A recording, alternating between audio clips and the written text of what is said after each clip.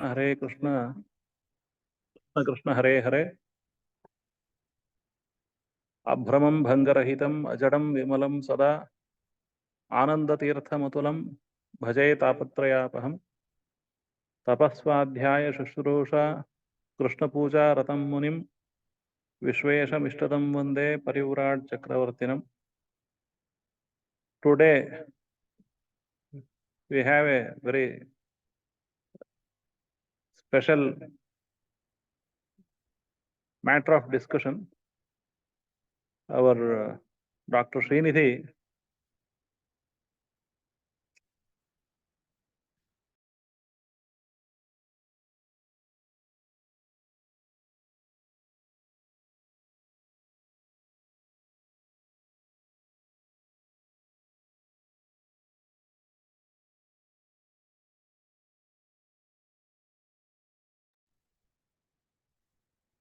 Today we have Dr. Srinidhi Pyati to speak on communism, feminism and wokism.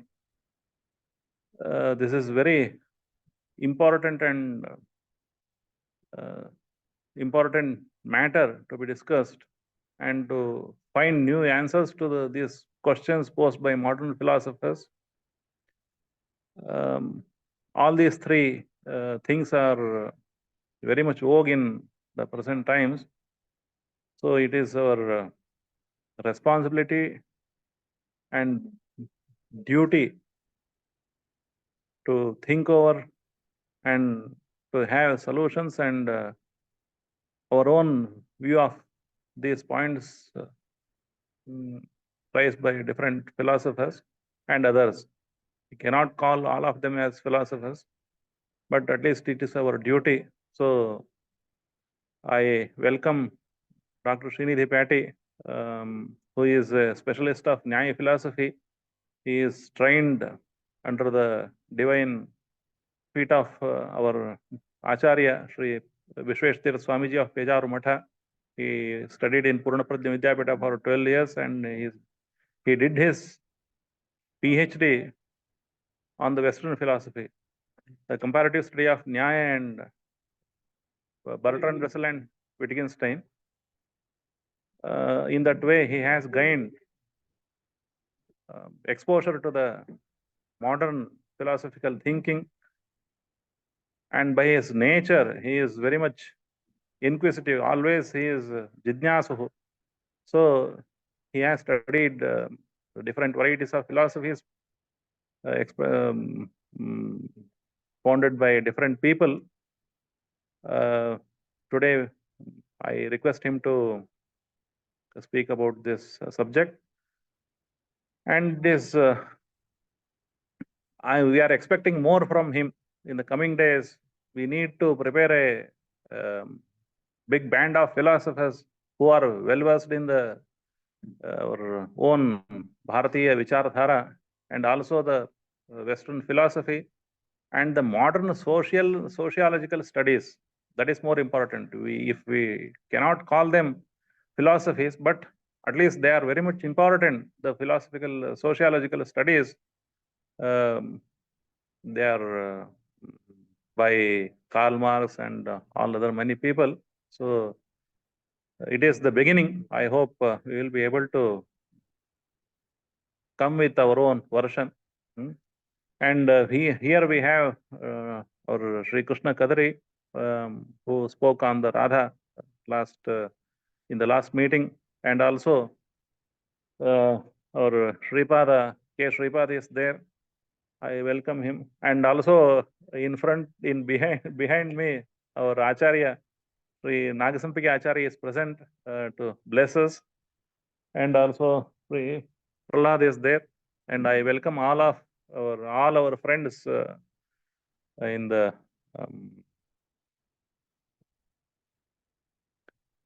Zoom. I request Archana to start the program with a invocation to God. Archana Pandurangi, if he is there, certainly will be able to start with invocation to God. Hare Krishna.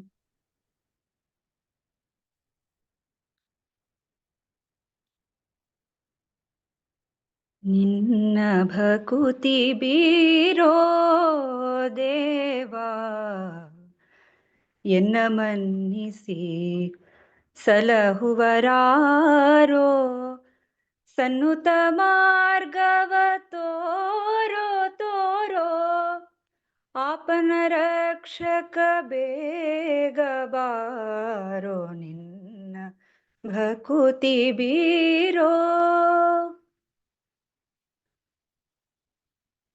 Narada ಗಾನ ವಿಲೋಲ ಸ್ವಾಮಿ ಭೂರಿ ಭಕ್ತರ ಪರಿಪಾಲ ಶ್ರೀರಮಣ ಕರುಣಾಲವಾಲ ನೀರದ ಶ್ಯಾಮ ಗೋಪಾಲ ನಿನ್ನ ಭಕುತಿ ಬೀರೋ ಪನ್ನಗ ಶಯನ ಲಕ್ಷ್ಮೀಶ ವೇದ ಸನ್ನುತ ಪಾದ ಸರ್ವೇಶ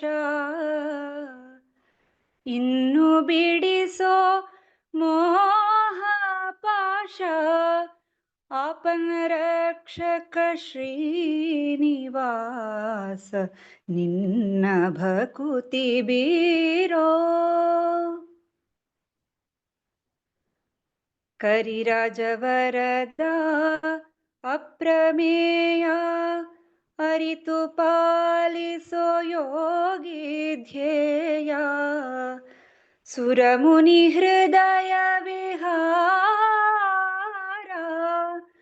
ಗುರು Purandara Vithalaraya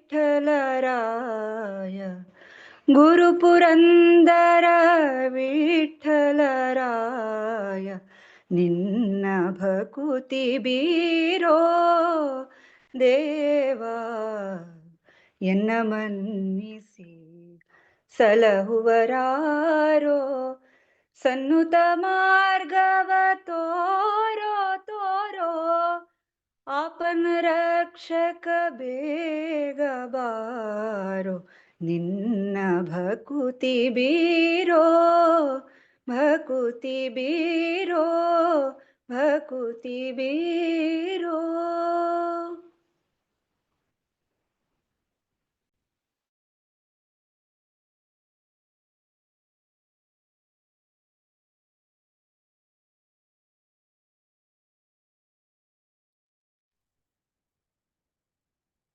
So that is invocation by Archana. Thanks. I forgot to introduce Dr. Srinidhi as the director of Vyasatirtha Samshodhana Mandira in Mysore. And earlier he worked as the principal of Vyasatirtha Vidyapitha in Mysore. And he showed his capacity to give a momentum to the Vidyapitha. So Swamiji was very much pleased and he appointed Dr. Srinidhi as the director of Sri Vyasatirtha Samshodhana Mandira in Mysore. Now I request Dr. Srinidhi to start his lecture. And all the participants are requested to stay muted. And when the floor is open to the questions, certainly you can ask any questions and we will have a wonderful discussion. And there are many people in Zoom. I welcome all of them. Now, Shri Gurubhyo Namaha. Shri Gurubhyo Namaha Hari Om. Apadamoli Paryantam Gurunamakratim Smaret Tene Vignah Pranashyanti Siddhyanti Cha Manorathaha Tapassadhyaya Shushusha Krishna Pujaratam Munim Vishweshamistadam Vande Parivirat Chakravartinam. Shri Gurubhyo Namaha Hari Om. I would like to offer my pranamas to all gurus who are present in this room, and I would like to offer my gratitude to all members in the Zoom who have joined this conversation, this lecture series. Even though today is Sunday and you may have your plans with your families, even though you have joined this conversation. For that, I offer my gratitude to all members. Today's topic is very important. Some of you may have heard these terms. Some of you may have heard these terms, but don't know the implications. Some of you may have heard and know the implications, but you may don't know the future of these terms. So to summarize my lecture series, for first 15 to 20 minutes, I will place ideological stand of these three terms or three ideologies. And next I will move to political aspects. And then I will move to social aspects and the implications for the present generation. First of all, when I offered this title to Viranacharya, it was 3 days before. And I was not expecting that it would be very much, known aspect to many audience. For my surprise, yesterday I was listening to Mohan Bhagwatji's Dashmi address. So in that address, he mentioned that there are great threats to India's inclusion. One of those he mentioned that these terms are very popular in these days. Those are deep state, cultural Marxism. He mentioned the word cultural Marxism. That got surprised me because he's old. He may be 70, I don't know. But even though he's old, those words popped up in his ears also. So it means that it's creating some impact in the society where many people, even they're older or younger, they're feeling that the cultural Marxism is becoming threat to India's culture. So now, before understanding the concept, we cannot defeat the concept. We have to learn from communism or any left oriented thinker. Before he comments, he studies the concept which he wants to confront. So sometimes if you want to confront the concept, you have to study it deeply, so that you have to bring some contradiction in those aspects as well as solutions to those problems. So in that aspect, first we will try to understand what is the communism, then we will move to feminism, then we will move to Wokism. As you all know, the communism is basically started by the Karl Marx. The Karl Marx is the original perpetrator of this communism, which is called as Marxism also. In his era, there was a contradiction in the society. So he provided a theory where he propagated the theory which tells that there are two classes in the society. One is oppressed, another is oppressor. So because he was Russian, the word was the wealthy community was bourgeoisie. So there is one class which is bourgeoisie, which is wealthy community, and another class which is working class, worker class. So in that era, there was major conflict between these two. So these bourgeoisies, wealthy communities, they were oppressing the working community, and a lot of conflicts were happening between these two classes. And to counter this problem, he offered a solution where he said that there must be a revolution. The worker class must get united and they must create a revolution, and they should outclass the bourgeoisie community, which is wealthy community. And he introduced these concepts in his books. He was a philosopher in the sense that if you consider the philosophy as Western concept, then he is a philosopher. He produced the theory, and he wrote the famous work called Das Kapital, where he introduced these concepts of oppressed and oppressor.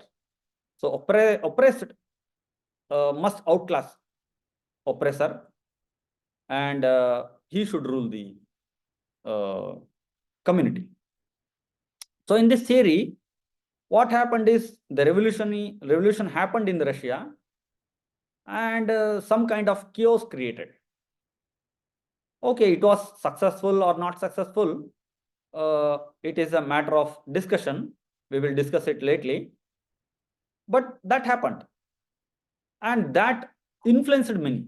The Marxism influenced many. And many people adopted the theory. And they wanted to replicate it in all the other parts of the world. So they tried to adopt this theory in the Germany also. And for shockingly, that didn't work in Germany. So it didn't create any kind of revolution in Germany. And because it didn't create any kind of revolution, they felt that something is missing in this philosophy or in this ideology. So at that time, there was a Italian Communist Party's head, whose name was Antonio Gramsci. He thought the one point the Karl Marx missed is the influence of religion in the society. So even though Karl Marx considered that there are only two classes, his concept only, he introduced his concept only through the lens of wealth, economic. So economically oppressed, economically oppressor. So it worked in Russia, but it didn't work in Germany. So Antonio Gramsci said that majorly, even though Karl Marx believed that religion is one aspect, but he ignored that because the religion is the main object, or the cultural aspects are the main objects. Because he thought, if you depend on the workers to create a revolution, it is not possible. Because the worker community receives goods from the oppressor, who is bourgeois community. So end of the day, they will not, create enough revolution in the society. That's why what he believed is that this whole worker community actually adopts the cultural aspects of the oppressor community, but they don't know that works against them. So they accept the culture of the oppressor community. They accept the ethics of the oppressor community, morals of the oppressor community. So if they accept all these things, that doesn't work, because now they become the part of the whole community. He may be oppressed, he may be oppressor. Unless there is a clear-cut division in these communities, the revolution cannot happen. So he said that to create a revolution in the society, he said that to create a revolution, it must be the cultural hegemony of the bourgeoisie should be replaced with the counter hegemony, counter cultural hegemony. So now this oppressor concept doesn't only stop to the economic lens. It must be spread through all aspects of the life. Importantly, arts, philosophy, culture, religion. So this was the beginning of the cultural Marxism. So if you go to Karl Marx, he don't have any major problem with religion. he is concerned with economic instability in the world. But after that, because it didn't work everywhere, the post-Marx people, one of the most important person is Gramsci, because his ideas actually made very much impact to the Frankfurt School. You know, this, if you heard about the Frankfurt School, which actually, created a lot of imprints in the world to produce these kind of ideologies. So there in Frankfurt School, they're all influenced by this person, Gramsci. And they started, creating this critical theory. That is actually, we can say that is the origination or original concept of the critical race theory, what we are observing in this century in the Harvard University or many universities. So in Frankfurt School, which is established in the Germany, they basically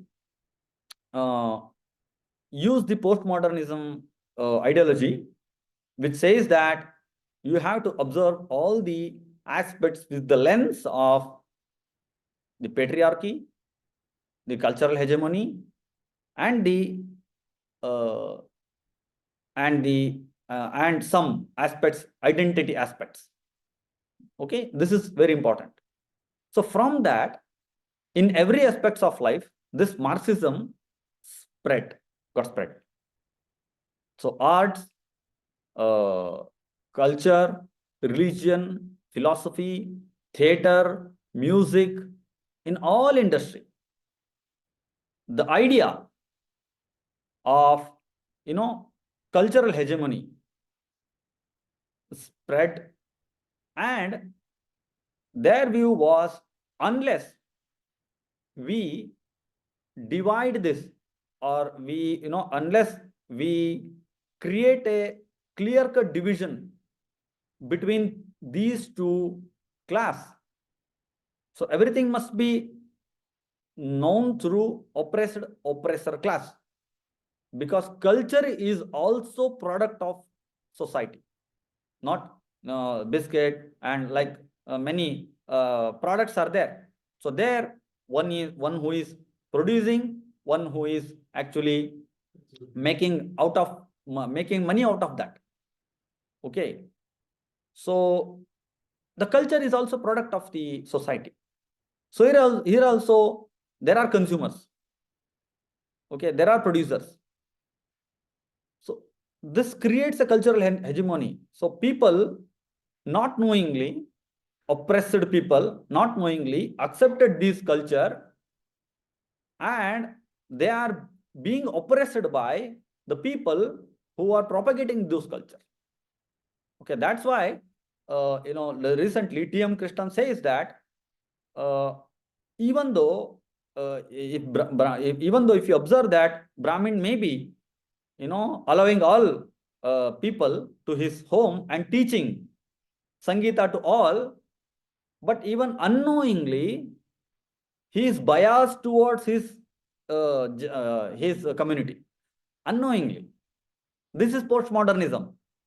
Okay, postmodernism says that even though if you claim that I am not racist, but unknowingly you are racist inside.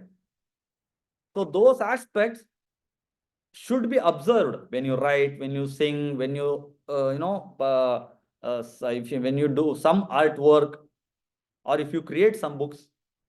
Even though you may claim that I'm not racist, but our job is to observe the racism or patriarchy in those works of yours, and we must observe those, and we must separate those aspects, or we must not accept those aspects. So what they wanted to do is that, this is not again we have not come to India now, we are talking only global postmodernism, because they were the modernism actually created a lot of good things to Europe. So they brought technology, it brought money. But the problem was it also created a colony. In the colonies, the lot of bad thing happened. And because of that, these people were very shy to call themselves of modernist. So they called themselves as a postmodernist. So we are not modernists. We appreciate the history, but we are postmodernists. It means that we appreciate the history, but there are a lot of loopholes in the history. Our predecessors performed a lot of bad things, and we are now going to create a balance or provide solutions for that. So in that sense, what happened is they started to look all these aspects with this race, cultural hegemony, all these lenses were added to all aspects of life. And in the Frankfurt in the 1920, lot of critical analysis happened, and one of the main person whose name is Herbert Marxism, he may be called as the father of the modern left or modern communism. He said that, see, now whatever we may think that we have to create revolutionary in this world, that doesn't happen, because these workers, end of the day, they want to earn the livelihood from their oppressor. So they will not create any revolution. So what we have to do is we have to align with we radical intellectuals should align ourselves with the marginalized community. Okay, marginalized ethnic community. We have to align with them, or some unemployed person who is not employed. We have to create a coalition with them. And with this coalition, we have to create a revolution. And he produced a lot of these kind of things, and which actually created the cultural Marxism completely from the European side. And after that, after 1940, it started its expansion in the academic circle. You will not observe these kind of movements in the society, in normal society. Okay, if you will be you will be wondered to know that the USA was so much anti-communist in the 50s, 60s, 70s, but today, if you observe that all universities are the heaven for the communism. Only in the 20 years, this whole USA, which was dominated by liberalism. Martin Luther King was a great liberal. He was a liberal. Okay, and I will explain what is the difference between liberalism and Marxism also. So liberalism believes that every person should get opportunity. So Martin Luther King, at that time, there are a lot of oppression happening to the blacks. He propagated the theory and he fought for that every person should get an equal opportunity. So this is very, it's good thing for every person. So it is very, even though it is individualism, but it doesn't bother us. So he says that every person should get equal opportunity. So in that era, they hated the communism. And there are a lot of political reasons also. But in that time also, in 1950s, some Russian scholars entered the university, United States University, and they started propagating this Marxism, but there were no buyers in the normal society. So in academic, they were trying. But I always say that we are, fighting a losing battle. I almost believe that we are fighting a losing battle. I always feel that. From past 6 months, my belief system is, very much strongly developing. Because I want to remember, if you have observed the Bahubali movie in the first, the Kalakeyas, who have the big, wood with themselves. And these people were trying to their kingdom with the shields. So they were attacking constantly. So once they attacked, okay, they protected, and they were felt very, happy. And second time, third time, but here we need lot of effort to protect ourselves. But they don't need that kind of effort, because they should only do the constantly, pull that wood into the direction of other party. So 5 times, 6 times, how many times you will protect your, ideology or your community? So end of the day, it will, you will scatter around. But I'm not a skeptic here, but I'm telling you what I feel from past 6 months. Let it be. So like that, they tapped it. When the when the Soviet Union actually it got dismantled in the 90s, and everyone believed that okay, it is the end of communism. So communism has it is failed. Nobody is now buying the communism. So, but they again united themselves, and they started taking the communism, Marxism with the different lenses. That is very important. It's like a Rakta Bijasura. Okay, it creates its amshas everywhere with different kind of names. Because this is Navaratri, only Durga can eradicate all those Rakta Bijasuras in the society. What they do is they do very important thing. They use the fault lines of the society to create their ideology. Because of that, it will get accepted in the society. They use the fault lines. It's very important. So why I'm saying about the America is that the America was completely against the communism.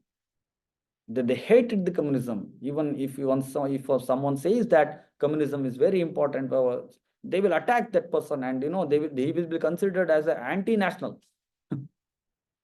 So they have to prove their loyalty to USA if they say that I like communism. So that to Ilhan Omar, complete ultra left.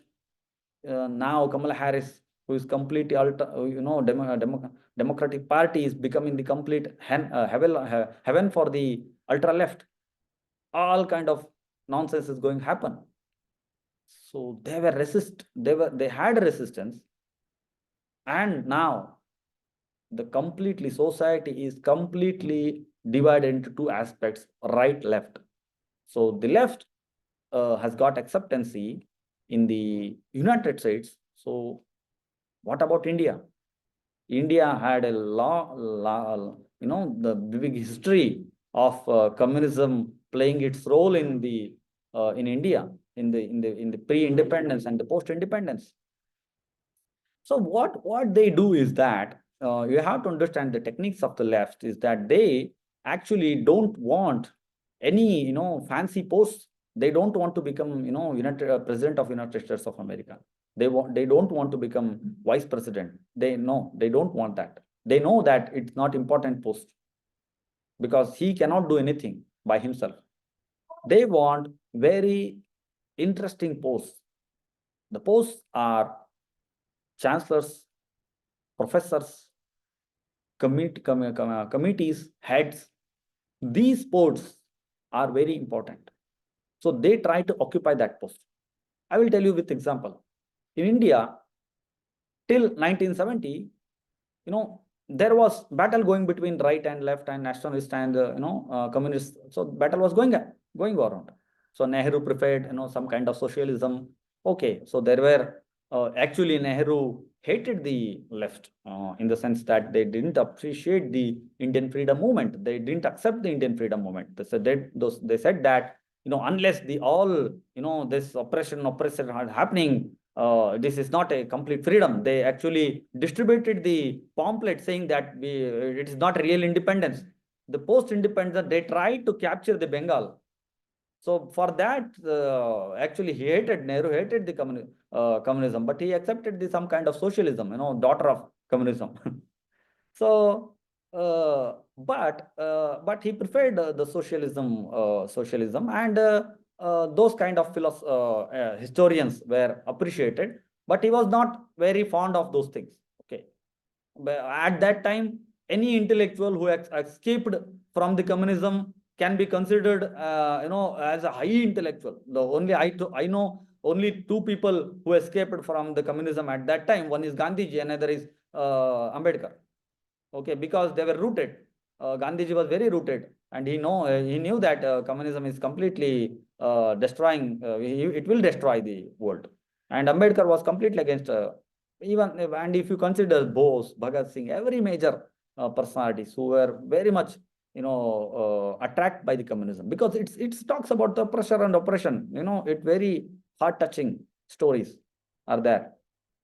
So, but I was telling you that the post-independence, when the Indira Gandhi government, there was split in the Congress, and Indira Gandhi wanted to form the government, and she accepted the support from the left, and left asked that we don't want any major post. You keep the petroleum ministry, you keep we want education ministry. Okay, she asked for the communist asked for the education ministry. They got the education ministry. And from that, you can observe the NCERT books and the historians, kinds of Romila Thapar, Irfan Habibs. Okay, they started writing books for our children. And our society became gullible.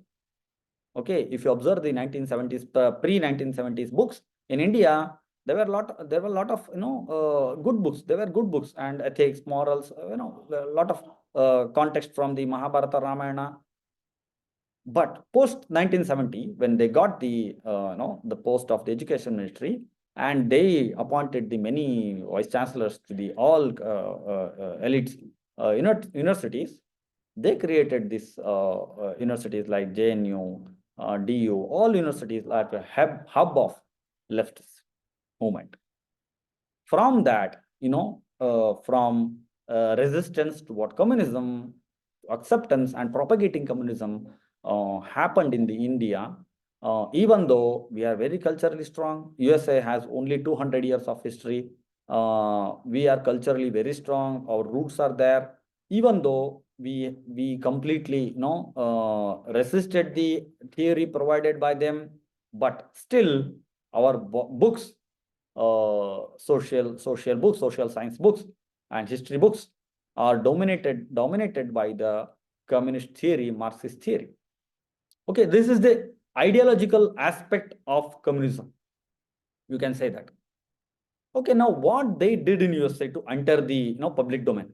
So okay, academically you can enter with the lot of resistance, but how they convince the people. As I said, they use the fault lines of the community. They use the race. So they provided, they created a theory called critical legal theory. First, they created this critical legal theory where he said that in legal system, there are a lot of oppression is happening towards black people. Okay, this whole law is made to oppress black people. So, in the sense that black are convicted more, blacks are there in jails more, and if you propagate this kind of theory, society, half of the society will accept, because they are the half of the society. And when they got success in this critical legal theory, then they started critical race theory. So they used the race as the race as the product to create the division in the society. Race, of course, is the problem. There is a problem of race in United States, and it has a lot of history. But using that fault lines to propagate his own ideology is what Marx or communist made expert. He's expert using the fault lines. So what he said that in the he provided the critical race theory. It's very important. You may feel that I'm in India, how I'm going to affected by these theories. There are theories, they may be created in the universities, but no, I will explain what will happen if we ignore these theories. So what critical race theory says that, so race, because he is the oppressor. The white man is oppressor and the black is oppressed. Okay. So even though individually you may have not done any wrong, but because you are white, you are born oppressor. Okay, you are a born oppressor. It means that you should inherit, you have an inheritancy, or you have inherited the sins which your predecessor have created in this in the past.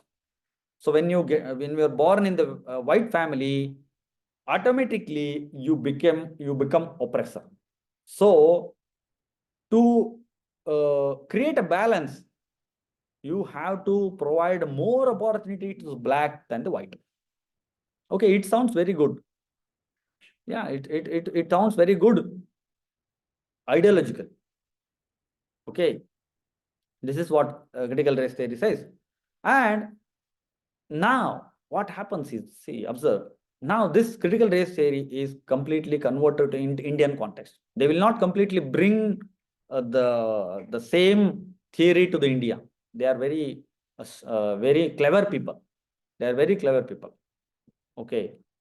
So now the white man equals to Brahmin in the Indian context. Brahmin male. Yeah, Brahmin male. Okay. And the Dalits are the oppressed. Okay. So here the blacks are oppressed. The white man is equal to Brahmin. Now, if you feel that, oh, why they are making, some so kind of comparative, why they are comparing these two, you have to understand. If you go and in America and you see, you will say that Brahman is oppressing the Dalit, no one is buying because they don't know the context. But if you say that, see, the Brahman is like white man. So whatever Brahman is representing is white supremacy. And the black is like Dalit.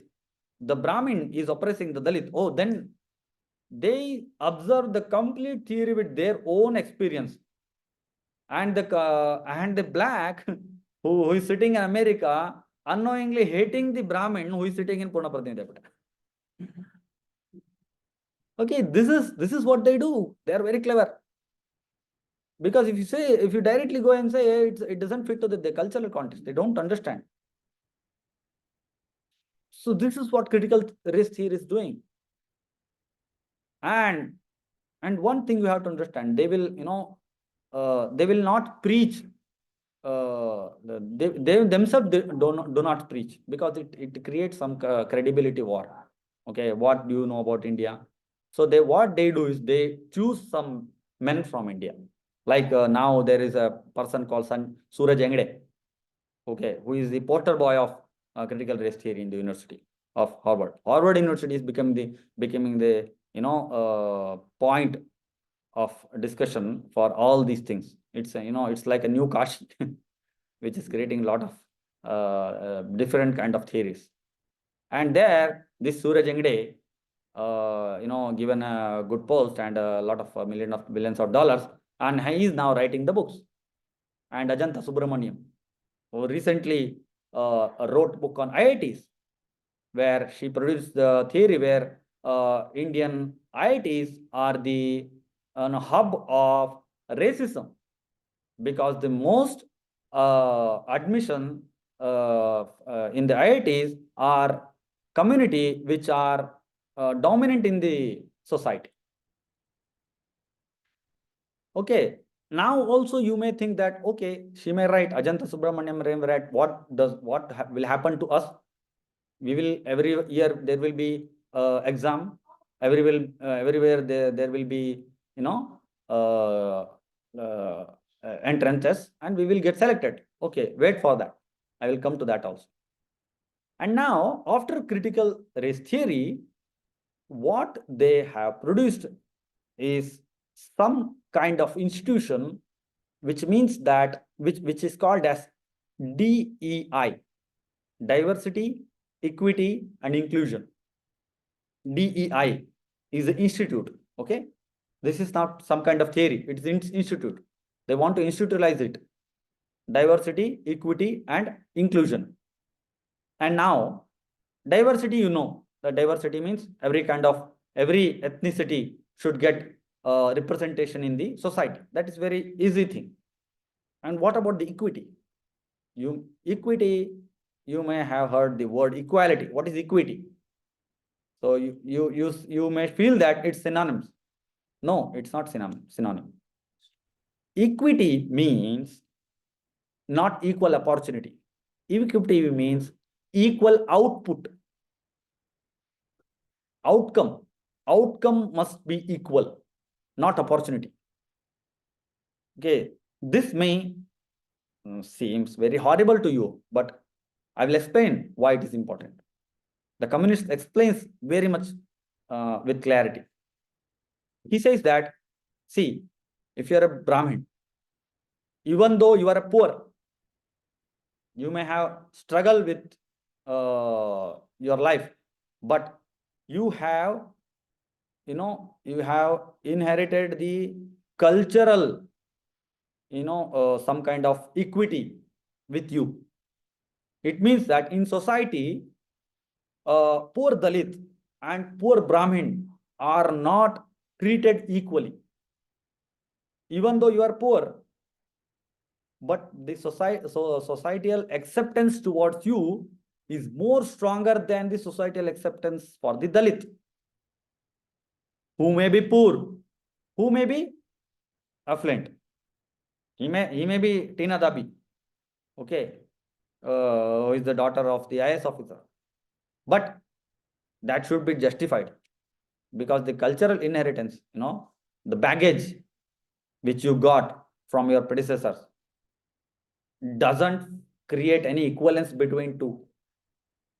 That's why the outcome must be equal. That's why these all competitive exams are the face of the oppression, nothing but the face of oppression.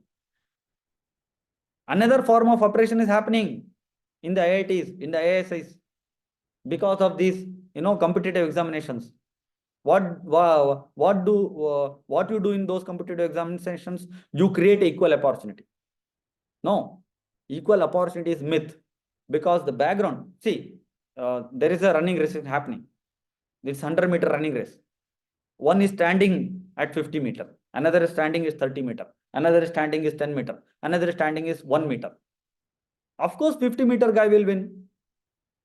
What you are doing in India by providing these, competitive examination is some kind of oppression towards the Dalits and the ethnic communities, because they are standing at the 0, you are standing at the 50, because you have a cultural. You may say I'm poor. Okay, you may be poor, but you have a cultural baggage with you. You have a social acceptance. Okay, so that's why it's very important to accept the critical race theory, accept the diversity, equity, inclusion as an institution. Okay, what is the institution? Now you may ask. Now you have the clear concept of the equity. It's not equality, it's equity. That's why they hate the Asians, because they are good in the mathematics. So now what they're saying is, the famous professor in the Harvard says that 2 + 2 is 4 is myth. It doesn't always 2 + 2 is 4. It may be 2 + 2 is 5, because whatever fact doesn't matters to us. Whatever the community decides is matters. Okay, so if someday some community says I'm oppressor because the mathematics is very problematic to me because I don't understand, okay, they will say, okay, let's remove the mathematics from the curriculum and create an equal output, not opportunity, equal output. Okay, you may consider that, no, I will teach you mathematics. I will create an equal opportunity. I will spend 2 more hours for you. That is also not equal opportunity. He will say, no, the problem lies in the culture. Because he is black, he doesn't understand. He has not, because he is oppressed, he has no capacity to understand the mathematics. That's why you must remove the mathematics as a subject. This is happening in the US. This is happening. The whole education system, now the major debate in the US is that how to provide a sexual education to the children who are at the age of 6, 5, and 7 and 8. And who are these people who are providing the sexual education? Those are the people from the LGBT community. Okay, there is a list of 20 kind of ethnicity within the LGBTQ and LGBTQ plus. Vladimir Putin has made a joke on that. You will add numbers of pluses with you. Okay, only two genders are there, male and female. He said in his speech. So they will add many kind of ethnicities, because how much ethnicity they will create, they will claim that my ethnicity is oppressed. I am lean. I am wearing sunglasses. Mine is also some kind of ethnicity. They will create some kind of division within the society. Lot of division can be created.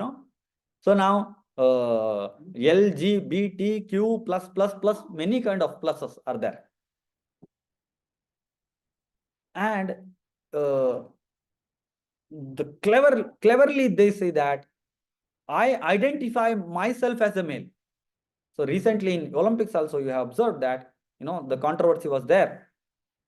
Was genetically male or female. So every kind of basics beliefs will be destroyed.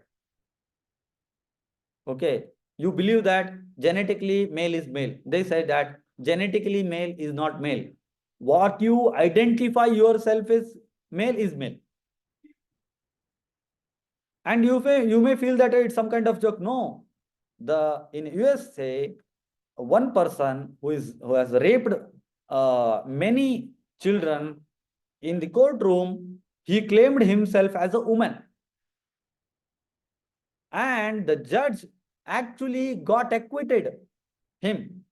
And after a lot of problem, lot of backlash from the community, that person got punishment. So in trial room, if he say that I identify myself as a female, he becomes female. This is happening in the society. Now you can observe the Twitter handles of the famous personality. They say that my pronouns he, her, herself, some kinds of there. Okay, my pronouns he, herself. I don't know. They themselves. Okay. So these are fancy things they will introduce. Inclusion. Yeah, inclusion. So now third point is inclusion. Inclusion means representation for all community, all ethnicity. Diversity means every kind of I will explain the intersectionality. After that, you will get clarity. So after the critical race theory, now next step to further their cause, they introduce the concept of intersectionality. What is the intersectionality? Intersectionality. Sections got interrelated. So if some woman is woman and she's also black, she is double oppressed, because she is black. In that sense, she is also woman. So her problem cannot be known by only woman, which means white woman, and it cannot be also known by the black male, because the black male is oppressor here. So she is double oppressed. Now you can create a lot of intersectionalities in the society.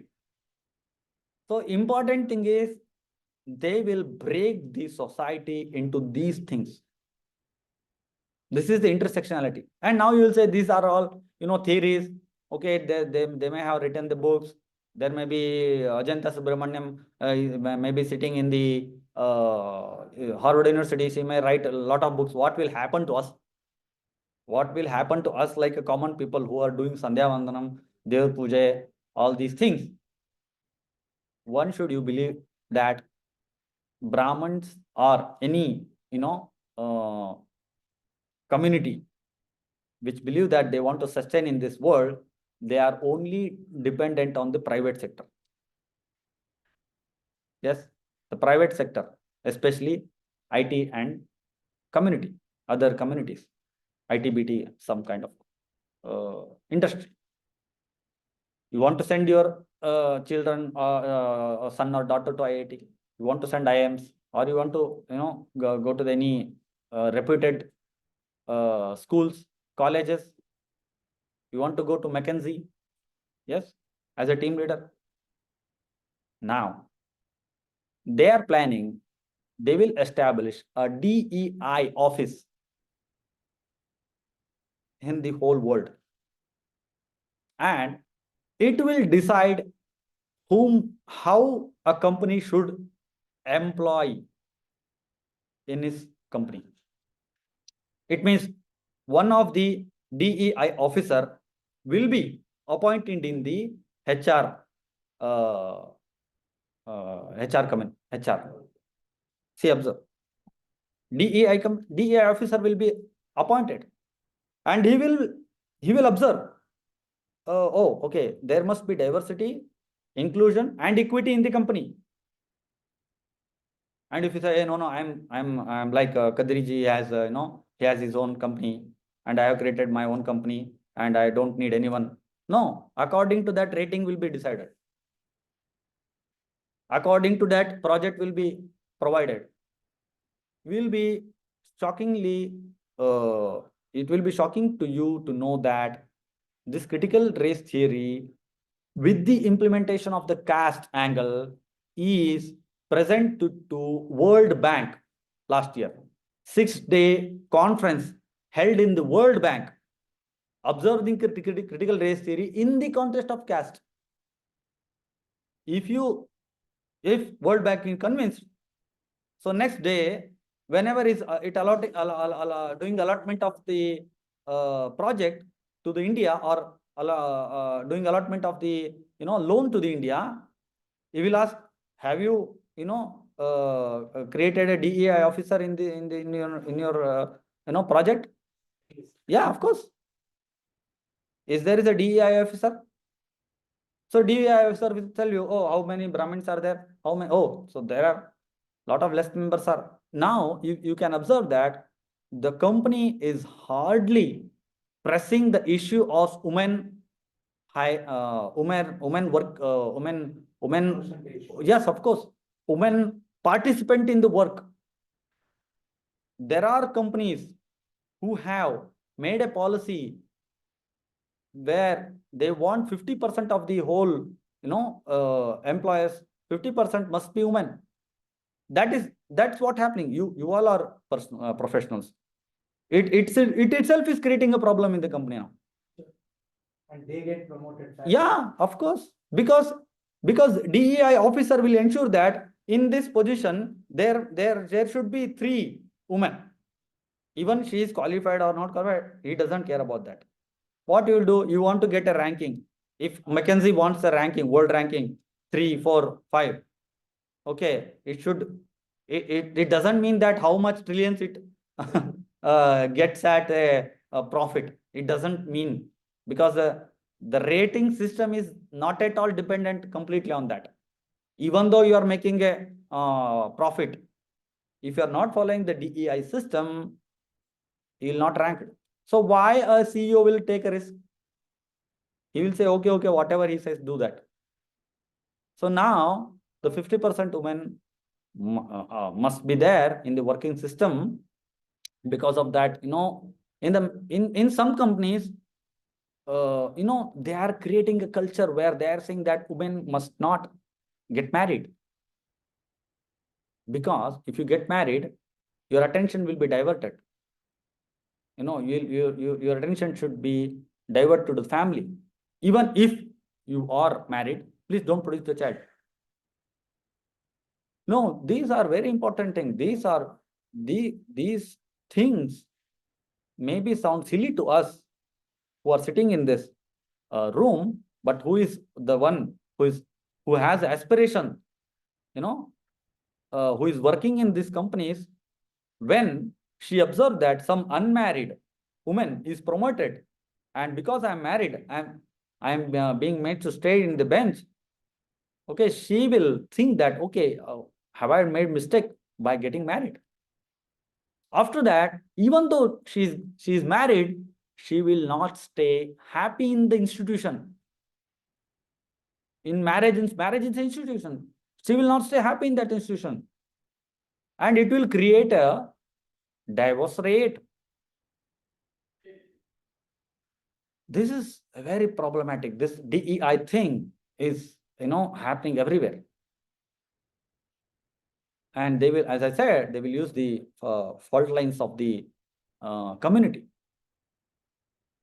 And because of that, now you can observe that, complete, now we have addressed the communism, and this communism, and this is the, child of the communism is Wokism and feminism. Okay, feminism may need separate session for me. I will not go deeper into that. But the Wokism is, child of the communism. And the Wokism, this is very trendy, and they almost want to cancel the all culture. There is a cancel culture. Okay, even communists may have discussed with you. They sit for discussion. The woke people will not discuss with you, because the moment you provide an opportunity to oppressor to talk something, he will not talk about his opinion. So it is forbidden to listen to the oppressor. That's why if he is against your movement or against your ideology, you must cancel himself. You should not anything. It's a completely Christian dogma. It's a blasphemy. So this is how this Wokism is working. So Wokism is, providing nonsensical things into the society. You may feel the millennials may feel the nonsense, because it is, millennials, it means that 1980s to 1990 born, or 1970 to 1980 born, even though they may had some economical difficulties, but they had a strong family value system with themselves. Now, the problem is that there is no strong family value system. There is no grandmother who will tell you stories. There is no grandfather who will tell you stories. You don't know Mahabharata, you don't know Ramayana, you have to you have to know all this. The pravachana is becoming the outdated concept. Nobody will listen to pravachana. This young generation, do you think that they will listen to pravachana? No. We have to adopt the different approach. Okay, solution I will talk after. So the oak are those who are targeting these generation. Millennials are not, they think that they have passed this and it's waste of time to address them. Okay. They are targeting the Gen Z and Gen Alpha. And in the India, in some elite school, or in many schools in the USA, they are introducing the concept of LGBTQ, and they are, hardly trying to change their gender. That is the problem. Nowadays, you may find that Elon Musk is, completely become right. Why? Because his son made to change his gender, change his identity in the school. Because of that, he got very angry about the education system and the system in the society, and now he's completely openly, propagating the right narrative in the US. That's why he's supporting the Republicans. Yeah, yeah. Okay. Son was forced. Yeah, yeah. He was forced. He was forced. He was, he was fed these nonsense things in the head that he tried to change his identity. Unknowingly, they will be influenced by think it that way. the teacher is behaving. If his teacher are the major part in the society, if they behave in some kind, because these people idolize the teacher. When they are were small, even my small daughter always says that my Hema ma'am does this, Hema ma'am dad does that. It means they idolize the teachers. So in those age, if you provide these kind of teachers who are inclined towards the LGBT movement, the rainbow movement, the student or the children, they will be a horrible thing for them, even though they don't want to have those kind of situation for themselves. But when they realize, it almost gone case. That is, these are sharks. We are actually trying to reach one part of the river to other part of river, having lot of sharks, crocodiles in the river. If your boat is not strong enough, the sharks will eat you. This is the situation. It's alarming. There are two ways. Okay, nothing will happen. We are in the good, economically we are becoming strong. We feel that good, everything is goody. Okay, that is one thing. Okay, I don't have a problem with those people. But if you are concerned, what happened when the Mughals came? What happened when the British came? Mughals came, we know, because they came with the sword. The British came, they asked, why you are bothering? I will collect the tax. You sit comfortably in your throne. I will go to road and I will collect the tax. King felt, oh, it was a very good thing. And he provided the opportunity to collect the tax from. Okay, then what happened? In the 100 years, the British were ruling in India. So this is what happens. So this DIE thing is the major problem. And the problem is every source of information is compromised. Google, YouTube, Facebook, every source of information is compromised. The Larry, who is the founder of the Wikipedia, he's admitted that the people who write in the Wikipedia are leftists. And the Twitter CEO Jack openly admitted that my people in the Twitter are completely inclined towards the left ideology. So in the 2020 in the previous election, it was it's a rigged election. I may be you may consider me as a conspiracy theory, but it's a truth. Because of that, the Gadde, who is Indian Andhra Pradesh origin, she created this havoc in the US. So our people are creating havoc in the US. Vijaya Gadde, who was the head of the Twitter in the US, and she she completely completely edited or censored the good kind of voices in the Twitter. The same with the Facebook. Zuckerberg openly says that we have connections with the deep state. We have connections with the deep state. That's what Mohan Bhagwati said. This is the threat.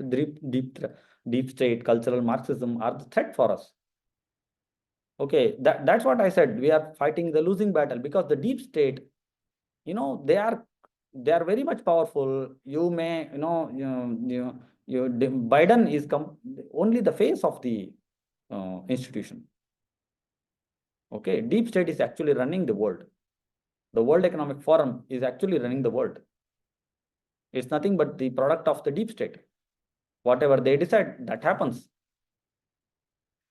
So now it's completely, we are in the mood of complete sadness that though we cannot create anything. No, the problem is that they use only fault lines of the society. If we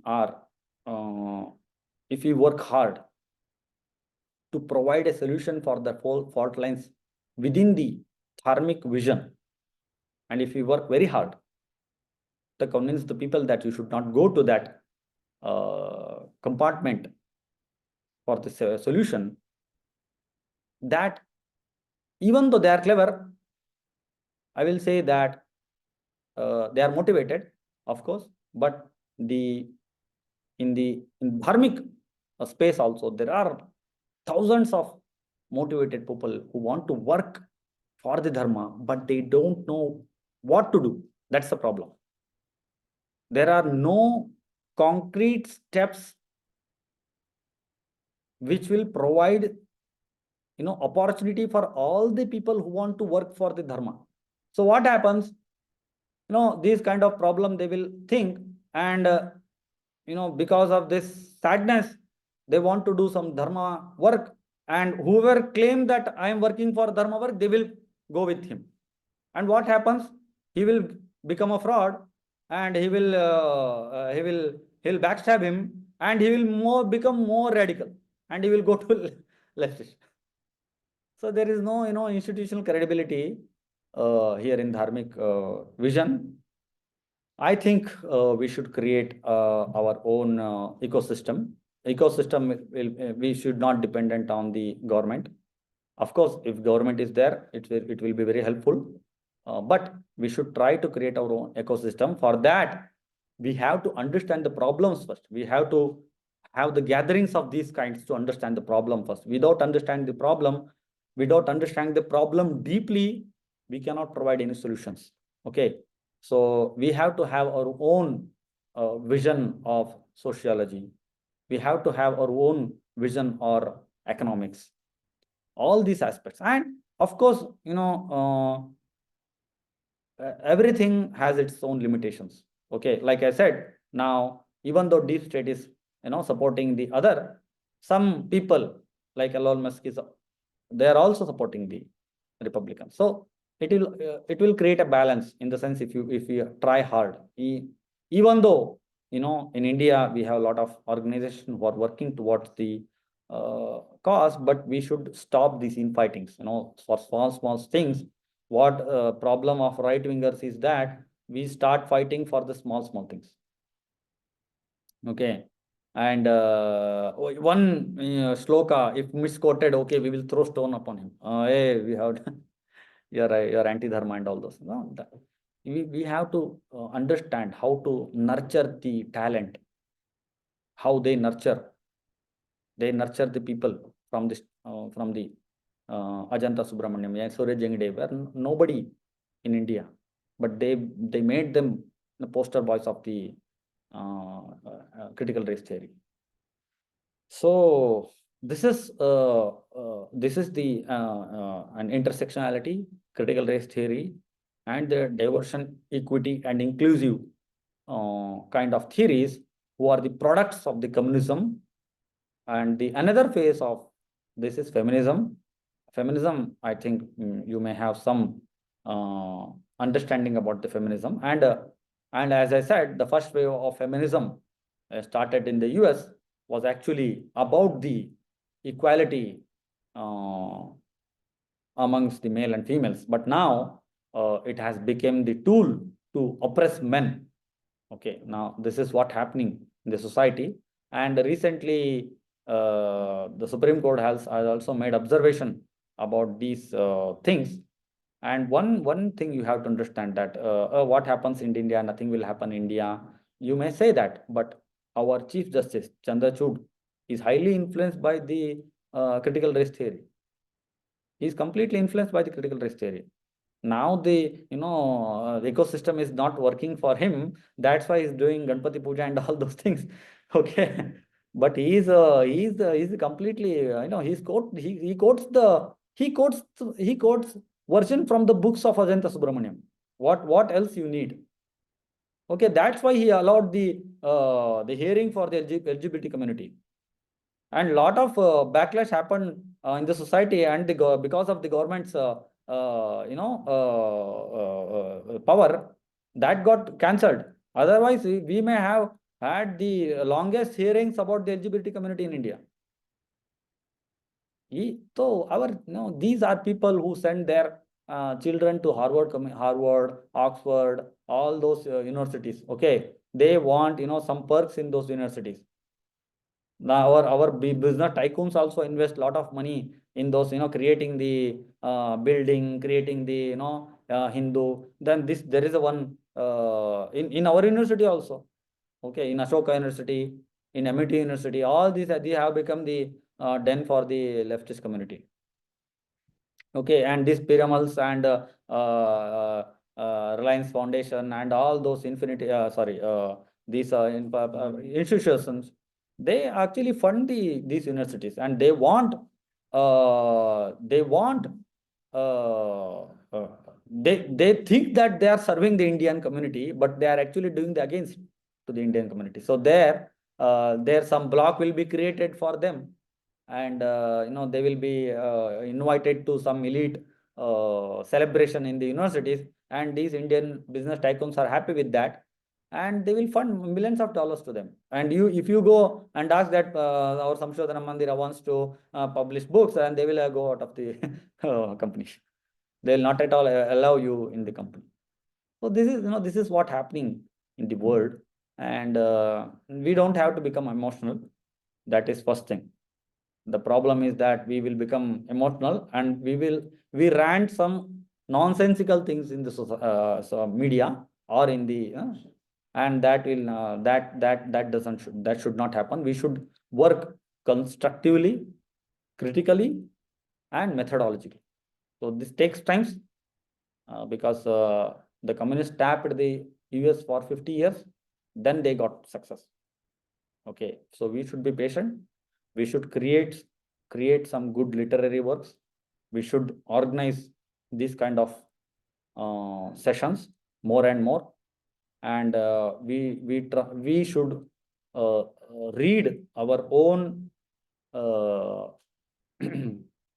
dharmic granthas deeply to provide an alternative version to the version whatever available with the Western sense, Western lens.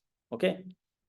So this is what I feel. I don't claim myself as an expert in this domain, but I'm trying to learn and trying to, find some rebuttal, and I offer my service to this purpose. As Viranacharya said, that if you want to organize some more series, whatever I know about these things, I can explain, and I am ready to listen also if someone wants, and I am ready to do a work where if you want to create some literary works, if you want to create some courses, okay, if you want to teach some young minds about these things, okay, I am ready for that also. It's not like that I'm just coming and preaching things and I'm going to home and having some drink in there and I'm forgetting. No, that's not. I know the value of working constructively, methodologically, with clear mind. So I offer my service to this as a foot soldier. Okay, it's not I want to sit in some throne. I want to work as a foot soldier. As I said, in Bahubali, you have to hold the shield very strongly. Okay, it's lifetime work. And okay, I will open to question and answer session. People can unmute themselves. Yeah, you can unmute them. And okay, You can repeat. yeah. So now question and answer session is open, and now our Shripad. I think it's a brilliant session, I would say. Just acknowledge saying that this has been an eye-opener for me. And though in past I have read, but it has gone hazy. And at least my 7 pages of notes, what I have done today is very valuable. Thank you so much. Two things come to my mind is that action-oriented. You answer.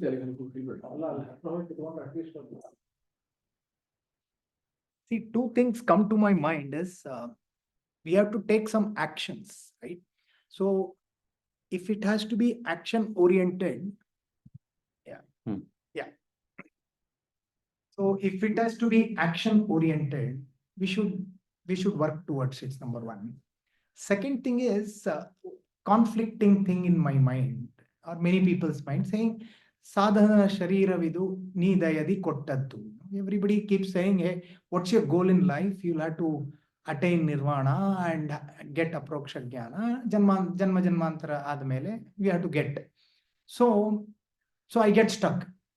So do I go to Vidyapita, learn scriptures, learn the Shastras, understand the essence of Srimadacharya's philosophy, etc., and attain my bliss? Is that my priority? Conflictingly, how do I work on these things? So I have found a small answer to that is that I think we don't see them mutually exclusive, right? Instead of that, if in such talks, a continuation of that, bring some parallelism in terms of how has Madhvacharya addressed certain things. Of course, he has addressed all these things. So let's take one issue and then say how Madhvacharya has done it and educate all of us so that we will link to what we are doing. So essence of my question is, how do we actionize this? Right? At the first time, to actionize, understanding is important as you started. But I think, all learned people together should come for this. And why are we not able to attract our young minds? That's my $1 million question, actually. Right? So if, because for example, if that Gen Z and Gen Alpha people are attracted, what will make them attracted? I hope my essence is clear. Yes. So one thing is that I feel when you want to create, provide rebuttal, it doesn't come with no cost. It requires cost. Okay, and recently Vikram Sampath, who is a famous historian nowadays, he's become famous by writing the books on the Savarkar, and he's a ICHRC fellow. And after a lot of discussions, he said that why we only blame leftist historians? They did that, they did this, they did that. Unless we have to write our own history. For that, we have to create our own institution, which will be recognized. After that, after some meeting, now he has introduced his own institution called ICHRSC. And he recently, 2 days back, he has offered the fellowships to many people who are eagerly want to work in this direction. Okay, so they are there in the university, in Ashoka University maybe, but you cannot paint all of them as one. There are, if there are people who are inclined towards you, if you don't support them institutionally, what they will do? They will not provide, they cannot be able to provide anything to you. So as a society, if you create these kind of institutions, what they do is they create institution. Okay, idea must be institutionalized. Idea cannot be, because in India, lakhs of people have ideas. Okay, when they come to me in the principal office, when they provided the Acharya, we can do that. So I said, lack of ideas are there. Okay, idea barailla. No dearth of ideas. Yeah, of course. But how to institutionalize the idea to provide some kind of result is very hard task. It's a game of execution. It's very hard task. Okay, for that, what he did is he created the institution. He is now, providing the fellowship. One of the fellow is from Kashmir. One of the fellows from Bihar. He is working on the Jati. Someone is working from economic perspective. When these quality books will be there in the market, okay, then how Vikram Sampath, he didn't compromise on the quality. He spent 3 years in the England, he went to the libraries. He provided the footnotes, lots of thousands of footnotes. So you should not compromise on the quality. After that, there is a politics. Of course, you will not get platforms. All those things are there. But even if the platform is ready, nowadays government wants to spend 250 to 300 crore on IKS. But no scholar is there who can produce a quality world-class literature in the IKS. Everyone is doing, we have, Jala, Purana mentioned in the Jala, Agni mentioned in the Jala. This is not going to happen. Or you should copy paste the managerial skills which are already there in the domain. What you do is simply read the Bhagavad Gita and take that concept. You will not produce anything new. What you do is, there is a concept out there which is successful. Whatever you say is, oh, Bhagavad Gita also mentions that. Okay, if the Bhagavad Gita also mentions that, what is the use of Bhagavad Gita? Because there is also theory which is already successful. Have you produced anything which is constructively solving the problem of the society? Okay, so these are the things as you mentioned. And one thing is that, as you explained, we have to create institutions. Okay, we need hardworking people, and lecturing and all these. Okay, this is one part of the solution. Another part is we have to, work very hardly. Very hard. Very Yeah. hard. Yeah. Namaskar, Acharya. Thanks for a very nice talk. Okay, especially the one thing that really resonated with me is where you spoke about that, there is a white man. Just because a person is born in a white family, he or she is made to feel that, you are the oppressor, right? And similar things would be happening here, right? We just say that, yes, all men are oppressors, which is not at all the case, right? So we all know that. But the fact still remains that the percentage of people who are being oppressed versus who are oppressing is still in that kind of difference is still there, right? So I think that as a woman, what I would like to see is that what is an ideal version of, let's say, a household, irrespective of, not even irrespective, even if it is like, a Brahmin household, a different caste based household is also okay. But as a woman, if I am told that, your prime dharma is just to serve your husband, it, as a person, it doesn't appeal to me right? And because I also want to study, I also want to have the similar freedom which my husband enjoys. And if my dharma itself bars me from doing that, says that yes, you can do it within the realm of serving him, it doesn't appeal to me. And if and that will make more and more women go against it.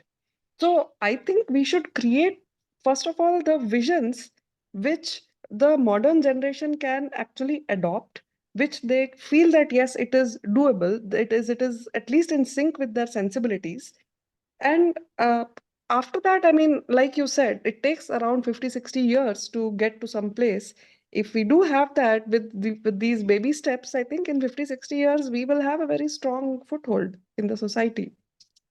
Yeah, you said correctly that the negating the problem is not solution. Okay, claiming that there was no caste oppression in the society, it's completely whitewashing the problems of the community. Correct. Like that, Exactly. if you said that no, there is no oppression on the woman, your daughter say that I am observing day to day that in my day-to-day life. Okay, so this is not a solution. The solution is, the problem is there. Of course, as I told you, they use the fault lines of the society. Okay, it means that there is a fault in the society. the solution should be with the dharmic lens. And this is very possible in the sense that there are many darshanics, okay, within the community and the out of the community also. There are many darshanics in the society who provided the solution for our problems. So in that sense, what we should do is we should, the one thing is that in our society, the person who is, sacrifice this, the samsara is considered as the great among the people. Okay, he has the influence in the society. So great people, should provide the solution. For that, we should make research. We should provide the, thinking process, and the leader should be, a leader should provide it. He should get the ideas from us. It means not only us. There must be a think tank, intellectual think tank, which provides the alternative solution for all those things.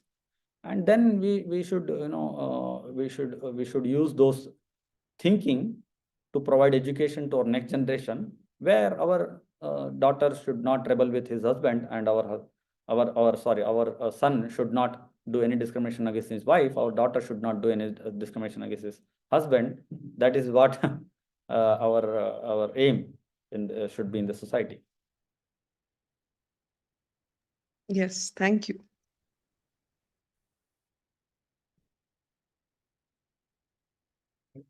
People can ask him. Yeah, people can ask.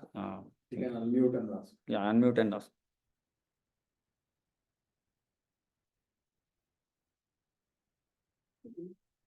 Our young minds have to know. Yeah. Peace. Namaskara. To bring them forward. Yes. Yeah, sir, did you see the Kerala story? Yes. Have we found an answer to the problem which was raised in that film? Yeah. So what is the capsule which is practical, immediate, which can be administered to the people of that age, that will protect them from the fate which the girls suffered in that movie? we are actually as our CDS, previous CDS said, that we are fighting the three-front war. He said in his own context with the nation, I say that with three-cornered war. It means that one is extreme Islam extremism, another is evangelical Christianism, and third one is communism. These are three wars we are facing as a Hindu community. Okay, so in this sense, one thing we should appreciate is that there is one institution in the Kerala which is providing the psychological healing to these converted or the harmed by the jihadis. Okay, these girls who are harmed, and so if there is a the institution. No. There is one institution in the Kerala. I forgot the name. Samshodhana Mandal. Samshodhana Mandal. Samshodhana. So what they do is they have a call center. So you can take your child if she or he is affected, then they will provide a proper solution. So I think those kind of experiential institution must be developed in the society nowadays. If you observe the Sadhguru or any other preacher who is more or less accepted by the Gen Z and Gen Alpha, why they are becoming successful? Because they are providing the experiential experience learning for themselves. So if you go to the ashrama, you have to do some day-to-day activities. Along with that, they will teach some techniques. Yes, so which can be used by day-to-day in the day-to-day lives. So what we as a traditional mutts are providing is some kind of either extreme in the sense that whatever that they cannot follow on the day-to-day basis, those kind of solutions, or some kind of preaching. So 1 hour pravachana, 2 hour pravachana. Okay, that is not attractive to them. So recently Veeranarayana was saying that we have to we have to provide an opportunity for people to have a Naivedya Uta. Naivedya and Varshadeva Uta. So that's very good thing to do, because these are experiential things. So next generation wants something which it can be experienced. So you cannot stay in the room. They will say that, okay, our Acharya is saying that you have to do Sandhyavana on the time.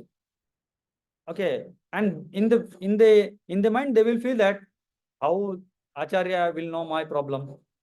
He is sitting in the home. His work is to do part-time pravachana. He may do Sandhyavana in correct time, but how he can understand my problem? I have a lot of problems in my workplace. What psychological problem I am going through in my school? How he will understand? So these are the disconnects what we are feeling as a traditional institution. Either traditional institution distance themselves with the institution which are providing solutions to them, but there should be our people. Okay, you cannot.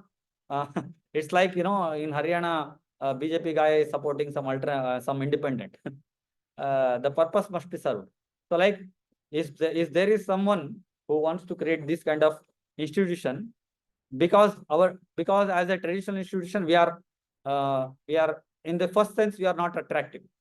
Okay, so if someone is wearing a pant and shirt and jeans and is very cool wearing t-shirts, and he wants to create an institution where he can attract the young mind, we should support him. But the support should not be open. We should not do those things, because if we support openly, then it will again, it will be limited participation. So that I think we should create experiential institution to provide solutions to these kind of things. It's now because of the social media and all those things, evangelical Christians are facing backlash in the society. Okay, so that is because of the awareness. Now the conversion doesn't become only for the economic reason. Okay, so there are a lot of ex-Muslims, ex-Christians are there. We should invite them to our podium. We should invite them to our podium. We should start, we should start supporting them. Okay, like Easter Dhanraj is there. She's ex-Christian. She talks about the fault lines of the Christian community within Christian community. A lot of the Pasmanda Muslims are there who will tell about the jatis within the Muslims community, how oppression is happening there also. So because of this education,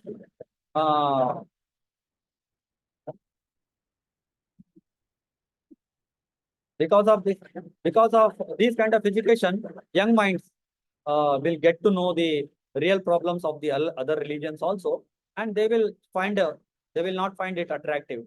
I think this is what I feel as a solution: creating a experiential institution for the young mind.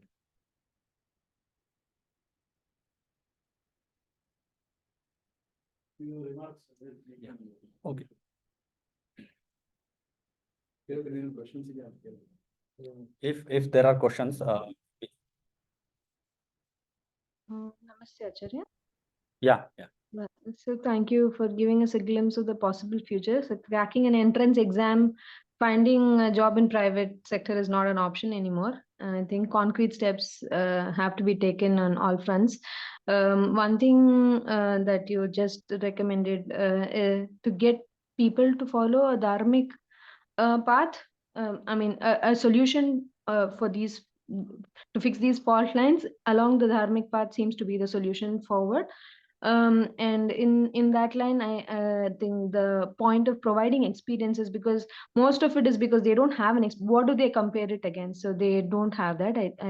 I understand where this comes from, and but I want to know what your views on practical implementations of this in a family. So often what we find, now that Navratri is over, we grew up in a household where everybody had a personal practice, and there's a complete absence of personal practice these days. There's not even diya being lit in the house. And then there is always discord in the family. There is no cordial relationship between husband and wife. There are no elders. There is no good health. And there's a lot of outwardness in, everything is for portrayal, is for other people. So where in if we have to make a concrete change in the family, what as elders, as people in our 30s and 40s, what should be our behavior, as in what should be our dinacharya, or like what kind of system, what can we create for the young, to inspire the young people to follow our dharma? I mean, it's not that it's a coincidence somebody who decided to not follow our dharma. Yes, understood your question. So one thing I want to mention here is that it is completely myth that people are not interested to celebrate the occasion at all. So if you observe the societal behavior, so 30 years back, people were doing Shraddha in the home. Okay. And after some time, when society became nuclear, the people thought that it's becoming difficult to observe the Shraddha in the home. In that time, mathas provided an alternate opportunity, where you can come to matha and do Shraddha. And after that, the increment happened of course, increase happened in the society, where people who in the previous era who were facing the difficulties in doing the Shraddha in the home, they came to Matha and they started doing the Shraddha. It shows that people are eager to do those practices, but they have their own practical problems in the house. So in the Navratris, okay, what we can do is we can provide an institutional alternative solutions, as we can do a like-minded community within community or community, and we should celebrate the Navaratri as a group, and there our children will take lessons from those celebrations, and you can put half an hour lecture on the Navadurgas or Shakti. Okay. And then you celebrate and you go. This is what actually the American Hindus are doing. They are not doing their celebration in the home, because they cannot do that, because it's a nuclear family. In India also, we have become a nuclear family. If you start the process, it will be end in the 5 o'clock. So no, not every day you can take that kind of risk in the home. Okay, because nowadays it's a work. The men and women both are working. So what we can do is we should create. That's what I said. We should create a group of like-minded people. It's very important. Group of like-minded people is very important, because even though you have a lot of culture, culture in your home, if he goes to the college where the community is completely biased to the leftist ideology, then your daughter or the son will become rebel. Okay, so that's what I'm telling. That create a like-minded community, and don't expect support from these institutions. Try to, it's like, pravahada with the iso, what we say in Kannada. It's like, it's the situation is like that. So we have to find our own solutions. And one of the solution is finding the like-minded people and creating a group and celebrating whatever we can celebrate as a Hindu festival or something. That is what I think is solution. Take examples of Shraddha, and I think it will, end of the day, you will get the solution. Okay. Thank you, Achin.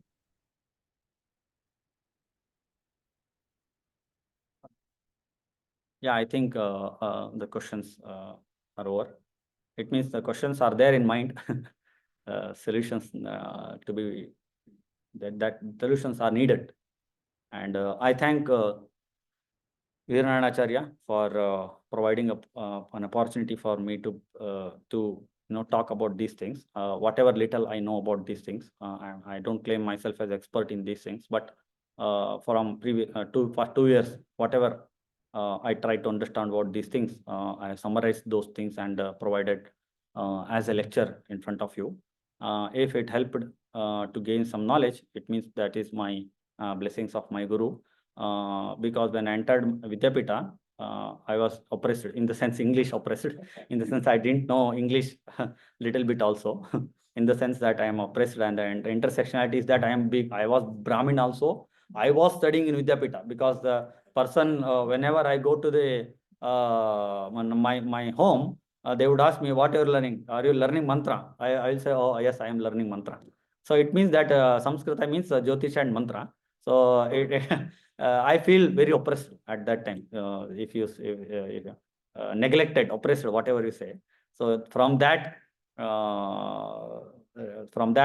today I am sitting in front of him, talking in English. Whatever there may be some grammatical mistake, idea was to convey my thoughts only. English is just a language. That is what should be we should be considered, and it's all because of my Guru, Vishweshatirtha Shripadaru, because he thought that the basic granthas should also. Nowadays, what happened is intellectuals are only concentrating on the big problems. That is not solution. We have to start with the small problem. Like if somebody is not learning Sandhya Vandana correctly, there also we should observe. And if one is not, we should be able to teach Sandhya Vandana also. We should be so much humble to teach Sandhya Vandana to kid also, and we should provide one of the biggest philosophical problems. There also we should participate as the debater. If we find these kind of approach to in our life, then we can create a Poornaprajna Vidyapita kind of society where it will produce the lot of like myself, who is completely, I am like a Gandhiji, who is not at all a good scholar in any domain, but okay, but talking lot of things, writing every day in Harijans. But it doesn't mean, it means that it is not very easy to be a middle kind of scholar and create an impact in the society. He created that. What I'm saying is that some major philosophers were maybe there, but the kind he united the country or whatever, the kind of impact he had on the minds of the people, that is because the hard work. Okay, that's what I say. So the alternative solution from the oppressor is to do hard work, not to create separate ethnicity in the name of oppressor and oppression. This is what my Guruji has taught me. So I thank Virnana Acharya for allowing me to talk about these things. And if I crossed some limitations, I ask apology to audience and all the elders here. Shri Krishna promised.